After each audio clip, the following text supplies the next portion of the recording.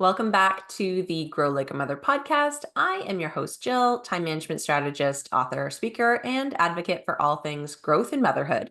Today, I have a guest, Mayim Vega, who is a former NASA computer scientist who actually became a holistic healer after facing a personal health crisis that the modern medical system could not resolve. And I feel like many of us have a story that can relate to this, or we know someone who the modern medical system has failed. So ears open, listeners.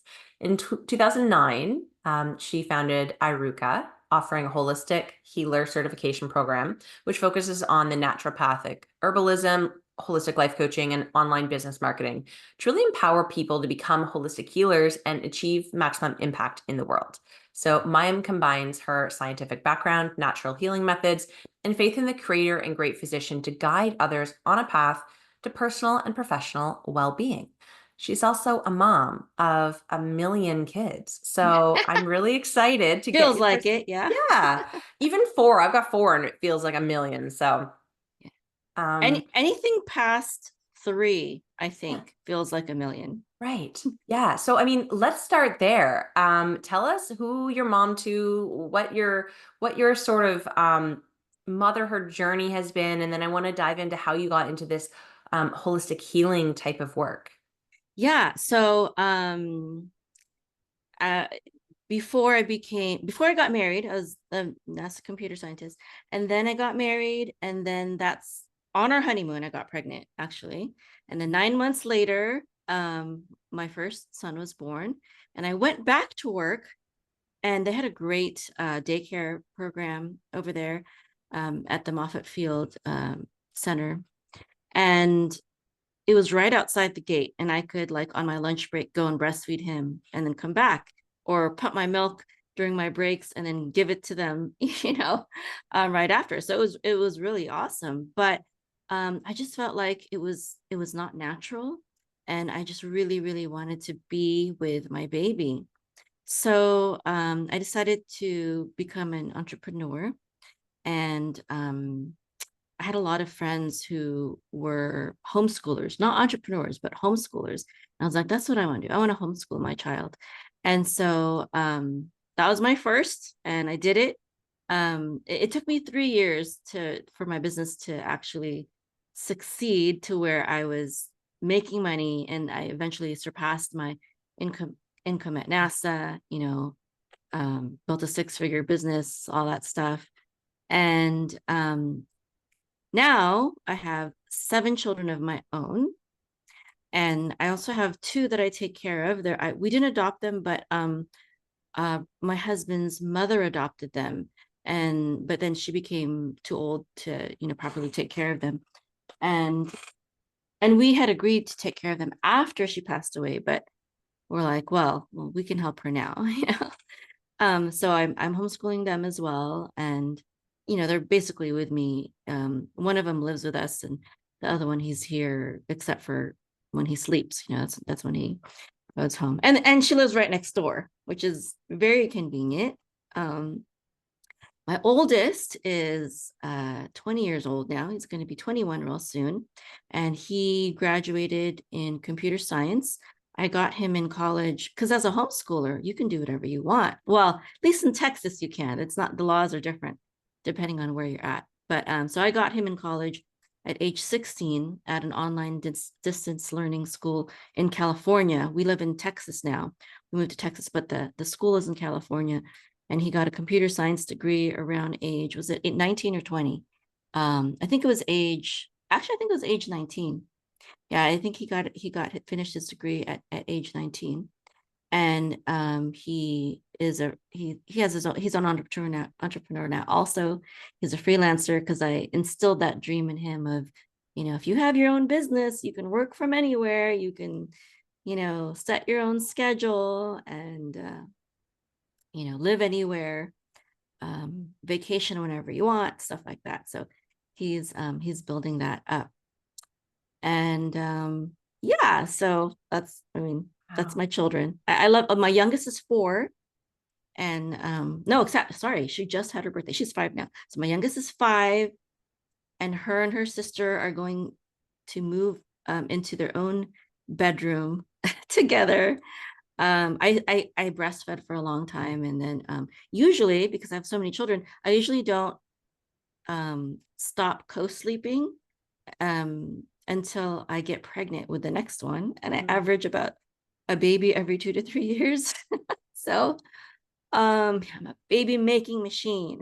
Yes. Oh my gosh. And like a homeschooling machine, you're doing all the things. You're running a business, you're raising 9 kids, you're doing so much good in the world. When I'm curious to see on your journey, so you decided to start the homeschooling. Was it right then that you were focusing in on this new path away from NASA? Like at what point did your career completely 360 into what it is now? Well, right. So after NASA, I did digital marketing and business development and business coaching for companies, and mostly high tech companies, though not in the holistic space. And then after my health crisis, which the modern medical system couldn't solve, and um, my the doctor had thought that I had a brain tumor, and it got so bad where I couldn't function. I couldn't run my business anymore. I couldn't take care of my children anymore. And then when it finally got to the point where I couldn't even sleep anymore, I couldn't even find respite through sleep. That's when I went to the emergency room, and they basically said, we can't find anything wrong with you. You just have a really bad headache that is worse than childbirth, basically. So Mm. that's when I decided to take things into my own hands. I studied nutrition and herbalism, holistic health, life coaching, and I was able to not only solve my issue then, but also I got into another health crisis later on. And I thought, again, I was on my deathbed, and almost my marriage was also threatened. I almost divorce. I thought contemplated divorcing my husband because just the stress was really really great. And again, and I already had my holistic health and healing business at that time. And I'm like, oh my goodness, I'm so sick, but I have this health and healing business. I'm like, what am I gonna do? Am I gonna cave in? Am I gonna close the doors and run to modern medicine, which I had been able to successfully avoid for what's it, 18, maybe 17, 18 years. I was able to avoid doctors and hospitals and pharmaceutical drugs because of everything that I learned. But then, it was another crisis that I had never dealt with. And it felt like I was just threatening my life. I mean, that's how serious I thought it was. It was with hypothyroidism. I had a very extreme case where I couldn't regulate my body temperature. So I live in Texas, and it gets to 105 degrees here in Texas, or more sometimes, 107. I think you can even get to 109, 110. Like this past summer, I think the hottest was 109 degrees.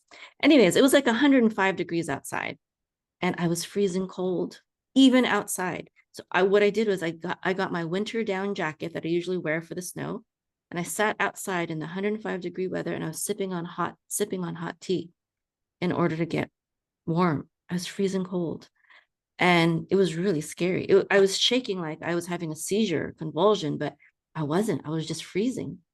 And it was really strange. And like my family and my friend, I have friends that are medical doctors, are like, you need to go to the hospital. Like, no, like I can do this. I can do it. I can get through it. And I also had terrible migraines again, and I had terrible kidney pain, and I was bleeding. Um, I had kidney issues, I was bleeding because of that, and it was really scary. It was really scary.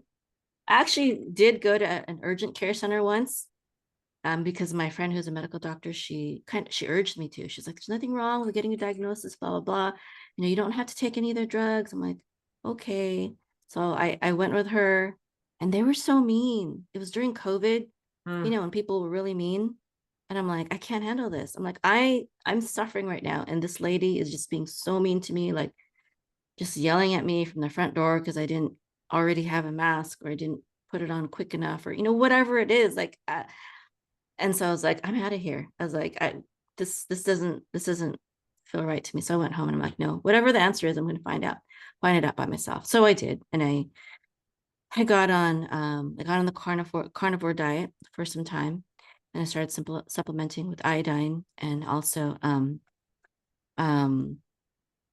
uh, organs. I started supplementing with organs, especially those that have to do with female body parts, so female organs. There's a brand called Ancient Nutrition, which is created by my mentors, Dr. Josh Axe and Jordan Rubin. He's a naturopath. They're both naturopaths, and they created this holistic supplement line. And so they have this one supplement, which is various female organs, and it just helped me so much. Those three things are what really got me through. And so I was able to keep my business and not feel like a hypocrite.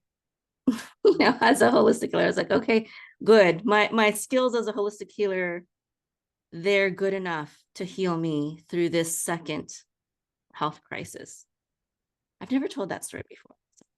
That's so cool. I love hearing the journey, and it's so often that we sort of are teaching what we need to learn, or our business and our work um helps us get through something in the way that we really actually want to, because there is that pressure to sort of feel aligned to the brand or to the work, right? And at what point did you start teaching other people? How did that come into the mix?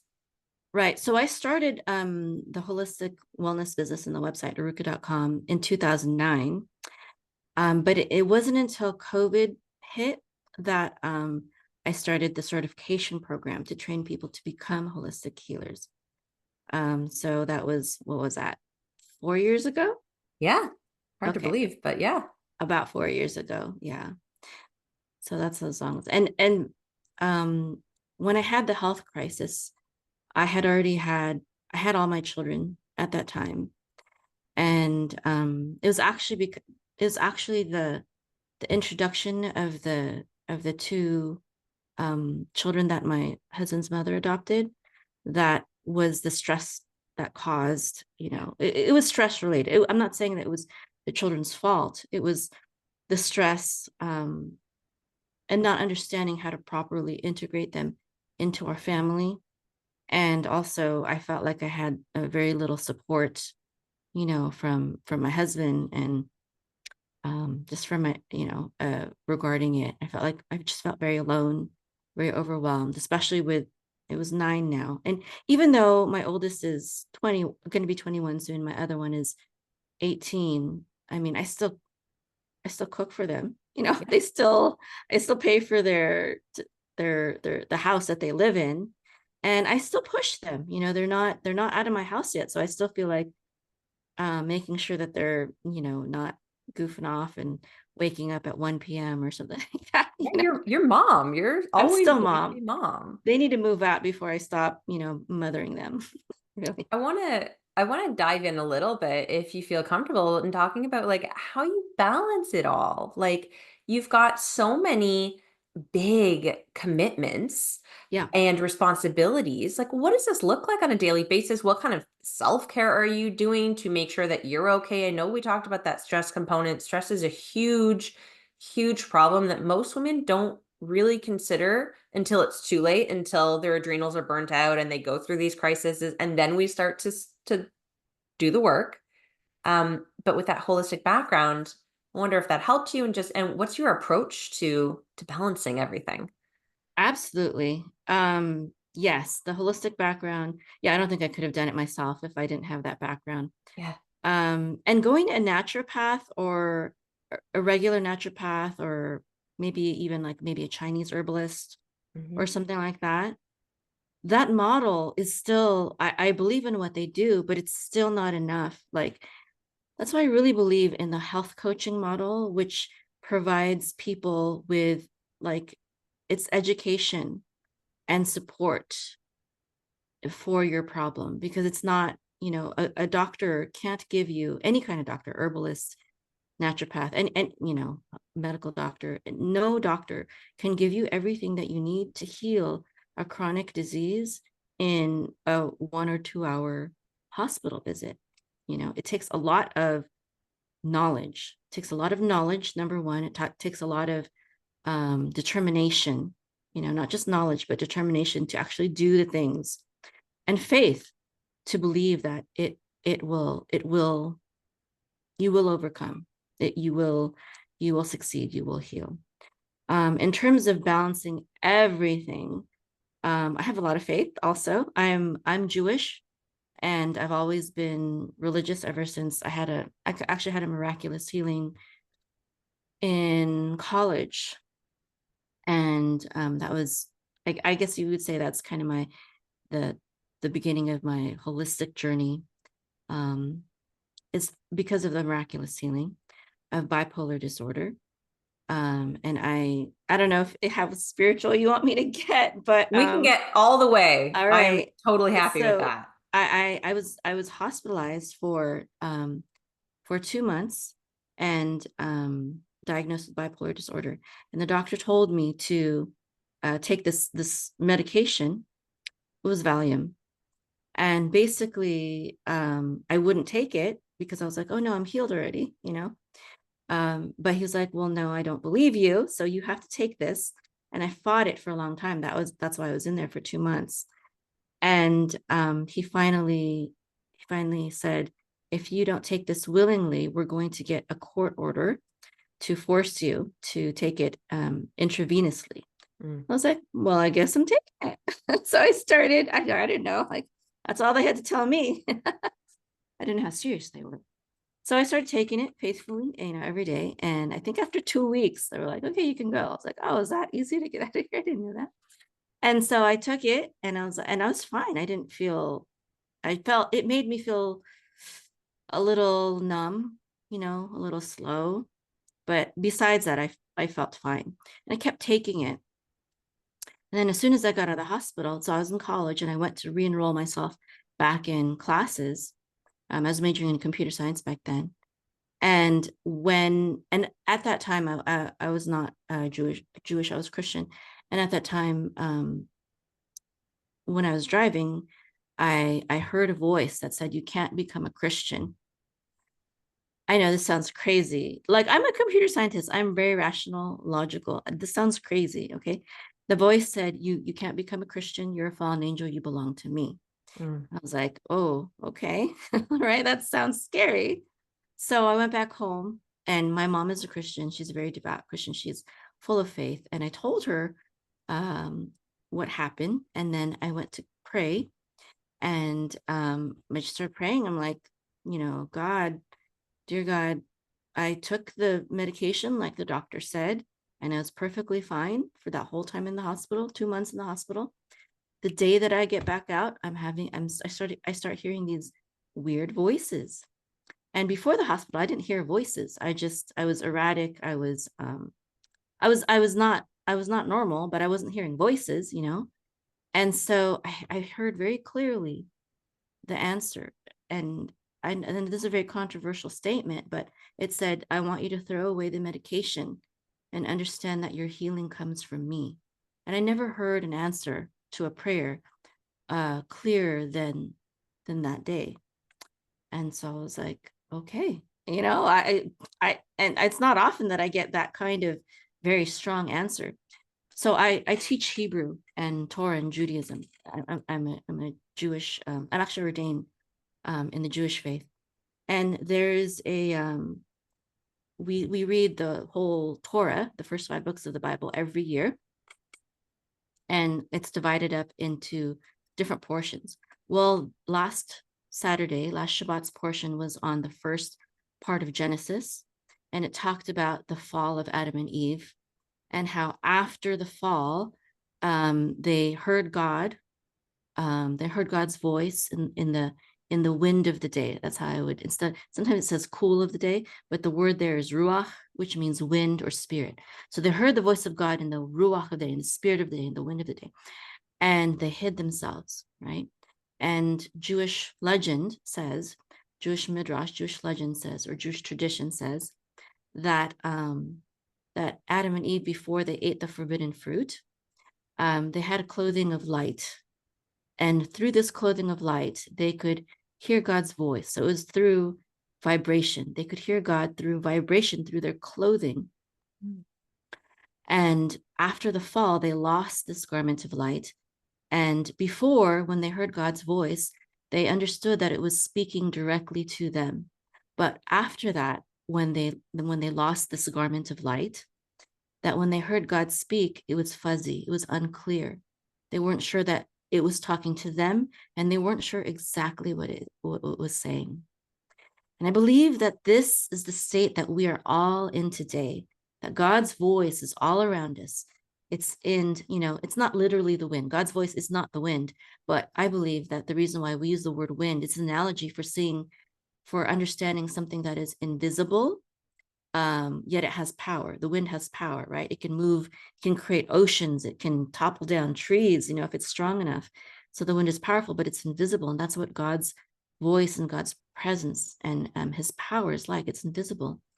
And so sometimes, in order to understand what it really is saying and what it's really, and that it's really speaking to us, it's not just some just generic good information, general information, but very specific information meant for us, meant for our specific situation, is we have to take that time out to meditate and pray and get in touch with the Creator who wants to speak to us, but because of the world and the state that it's in, it's harder to reach. And that's why we need our quiet times, our still times. And I think that's a big key to me balancing everything. It's just having that personal time, meditation, hearing God, reading the Bible or personal and spiritual development books, authors, speakers that you believe are filled with this Spirit of God, and you understand that it's speaking to you through them, through a book, through an experience that you had, through passing thoughts that you have that seem inspired and enlightened. And also, I think it's very helpful in terms of homeschooling that my children and I, we do everything together. I have one room where everyone has their computer or book or, thing that they're doing, but we're all in one room. Mostly, unless they're doing piano or something that's kind of noisy and they have to get out of the quiet room. We do everything together, and then we cook together, clean together. I mean, of course, there's exceptions when, maybe I have a meeting or something like that, but I try to do everything. We go out, we do so many things together. And I think that really helps. It helps build unity. I have a good relationship with all of my children. They are very well behaved and orderly. I have friends that are like, I want my children to hang out with your children because they're good influences. And if they're younger than my children, some of my older children, they're like, I want my children to grow up and be like your children, when they're older, because they're just beautiful. They honor authority and adults and things like that. But they're also, I've taught them to be very outspoken. I let them yell at me sometimes, and give their opinions and stuff like that. So there's many facets to it. We could probably talk forever, but probably those are the main things. That's so beautiful. And it definitely sounds like a beautiful balance. Like I think of balance as a verb, as something that we're constantly doing. And Absolutely. it sounds like that is certainly how it weaves its way into your world. And I love that. Thank you for sharing that. I'm curious to know if people are interested in doing the work with you through your institute. What does it look like? Like what are you teaching them? Are you bringing this spirituality in along with like the herbalism, nutrition, all this holistic stuff? What exactly, like Cole's notes, but um what is the curriculum? What is the learning that you're offering? Yeah, definitely. So I'll go through the modules very briefly. The first module, and they're not always done necessarily in order. Okay, but one module, I'll just call it module one, even though it's not always the first one. It depends on every person's situation, because if someone has a specific health issue that they want to deal with, either for their self or a loved one, I have them skip to specific lessons or modules that will help them right away.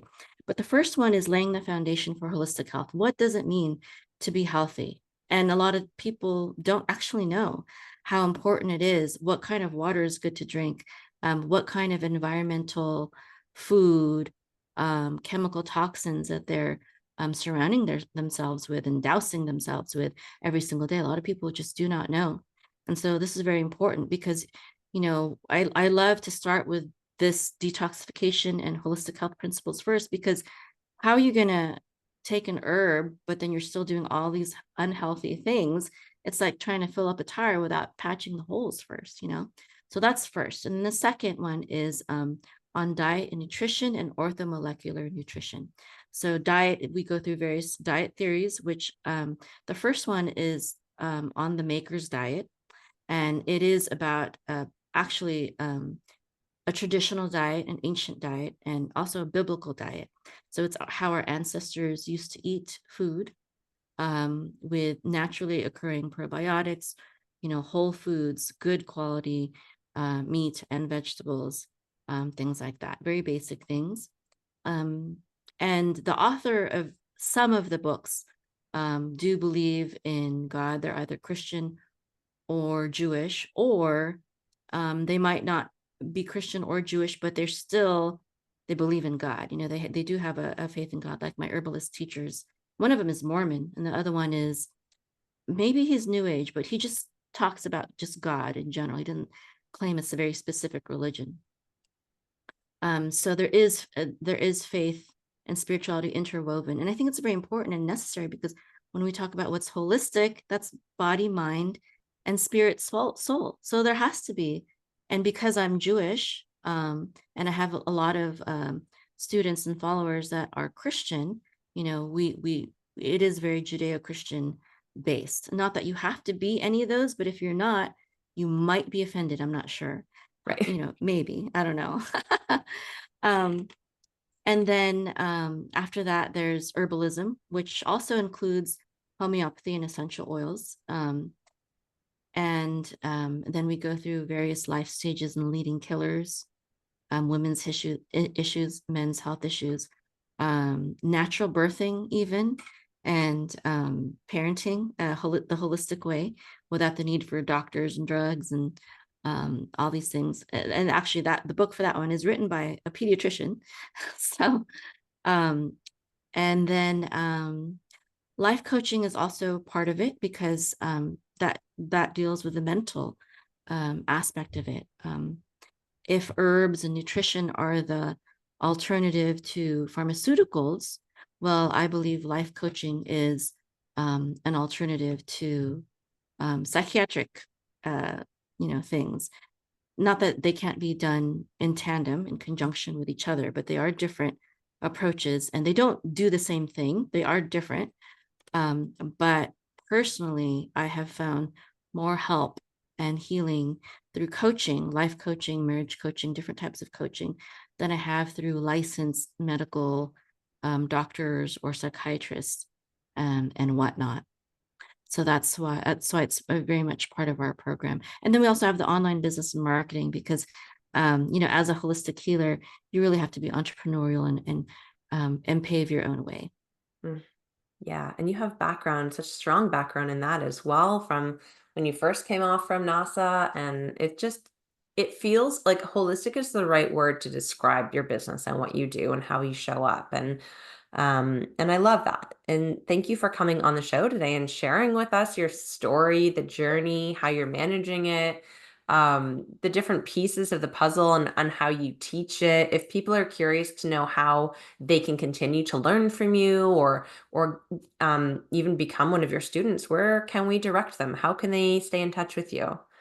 Yes, I think the best place is to go to my main website, which is arukah.com, ARUKAH.com. It's a Hebrew word, and it means long or whole or holistic or health and healing. It's translated into all those different ways. So arukah.com. Awesome. I'll make sure that is in the show notes. And And I'm on again, YouTube too, youtube.com/arukah. oh, perfect. We love YouTube. This video will be on YouTube as well. So if anyone is listening, instead of watching, head on over to YouTube and catch this conversation that I'm having with Mayim right here in person, virtually on YouTube. So thank you again so much for your time today. It's been a real pleasure speaking with you. And I know that you are doing such good work in the world. So please keep that up. That's such a gift. Thank you. Thank you for this time too. And One thing I know that you have a bit of a throat thing. I love, you know what I do is I take Thieves essential oil. I Oh, like the Young Living brand, but there's other brands too. It should be a good like organic brand. And put a few drops of that into a glass water bottle, and I okay. drink that, and it's like a cough drop, but it's also healing, you know. So you might want to try that. That's what I I do. will do. Thank you so much. Yes, I am very much also interested in doing as much naturally as I can. Um, and so I'm constantly looking for ways to be able to avoid the medicines. Yeah, also lots of vitamin C, liposomal vitamin C. Okay, beautiful. Thank you.